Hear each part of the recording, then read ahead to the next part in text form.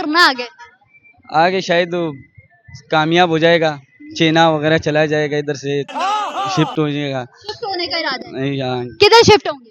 चीना पे चाइना पे। तो चाइना में चाइनीज बोलनी आती है? इंशाल्लाह सीख लेगा इतना। इंशाल्लाह सीख लेगा। तो चाइनीज ड्रामे देख रहे हैं या कोरियन ड्रामे देखेंगे?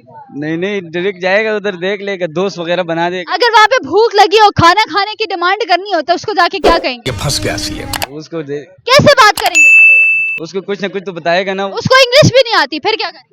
इंग्लिश भी नहीं आती, उर्दू आती कहने। कुछ भी नहीं आता, वो चाइनीज है प्योर, उसको ना इंग्लिश आती ना उर्दू आती, उस खाना मांगना है उससे, कैसे मांगो? लिख के दे देगा, भाई खाना दे दूं। वो तो समझ ही नहीं आ रही। तो फिर समझ नहीं आनी, भूखा रहेगा, फिर क्या से वो उसको लिख के देगा, वो फिर भी समझ। चलो 3-4 दिन भूखे रह ले, सिचुएशन ये है 3 से 4 दिन आप भूखे रह ले हो, लेकिन आपने उससे खाना मांगना है, खाना कैसे मांगेंगे? थोड़ा से तो कुछ ना कुछ सीखेगा तो फिर जाएगा, ऐसे डायरेक्ट तो नहीं जाना है ना।